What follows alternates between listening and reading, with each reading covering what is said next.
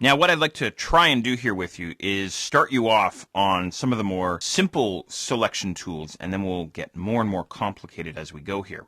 So as I say, we're going to try and make a sort of a cartoonish looking face out of all these metal parts here. There's going to be a lot of zooming in this exercise. So a lot of controller command plus and minus, or you can use your controller command spacebar, this sort of thing. So I'm just going to zoom in on my metal parts here. It's one of these two washers that I'm really after. I think I'm going to go with the top one here, but you can use whichever one you want. So you might want to just zoom in a little bit on this washer. I'm going to start off with creating the face's eyes. So what we're going to do is we're going to learn how to create selections based on shape to start off with. So obviously here we have a circular shape. Now over inside the toolbox, we have some selection tools that are going to help us create selections based on shape. Hidden underneath the rectangular marquee tool, we have a tool called the elliptical marquee tool. Oftentimes I simply refer to them as the circle selection tool or the circular marquee tool. But anyway, this is the guy that we're after. So go ahead and grab this guy out of your toolbox. And essentially what we want to do is we want to click and drag out an oval with this guy or a circle with this guy. So usually what I do is I start above and to the left of the object that I'm after, and then I click and drag. And I just kind of, quite honestly, between you and I just hope for the best.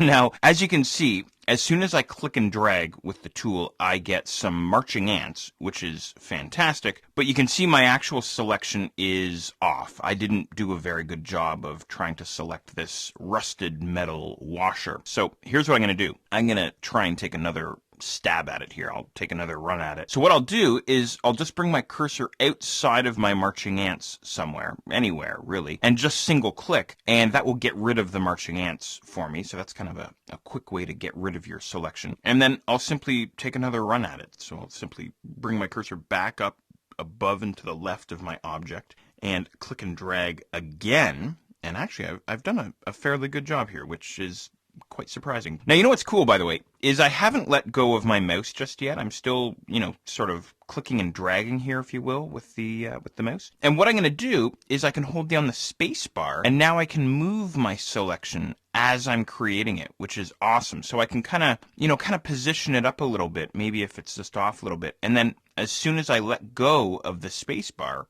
I can continue dragging out my marching ants. So just kind of a neat little trick there for you. Holding down the space bar, allowing you to reposition your marching ants, and then getting your selection as best as you can. You know, if this is your first time using this tool, you might have to take a second or a third or a fourth run at trying to select this metal washer. It can be a little bit frustrating, but try to be patient with it. You've never done it before, right? So, of course, it's going to require a little bit of practice, but hopefully you're doing an okay job there. Now, the other thing that I want to show you is this. Obviously, I don't want the center of the washer to be selected. This is background, right? I don't want that in there. So I want to show you a very cool trick for removing an area from a selection. This is a perfect case, a perfect situation where I'd want to do this. So in other words, I want to subtract out this center from my washer. How do you do that?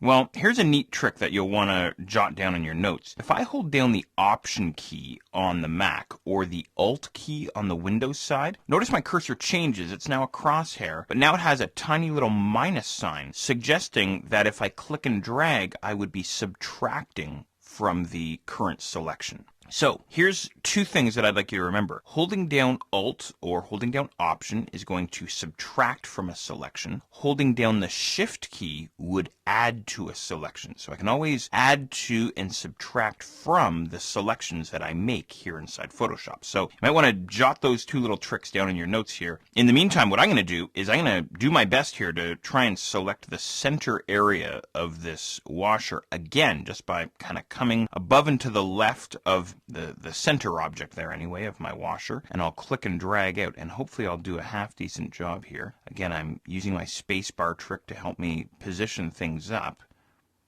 Now, again, mine isn't perfect, but I'm trying to do the best I can here for you. There, something like that. And as soon as I'm happy, all I'm going to do is simply let go of the Option key here on the Mac, let go of the Alt key there on the Windows side, and voila! Hopefully you have a decent looking selection here. Okay, now, the big thing. How do we now take this object and yank it off of the background and move it around inside Photoshop? Well, that's what we'll take a look at next.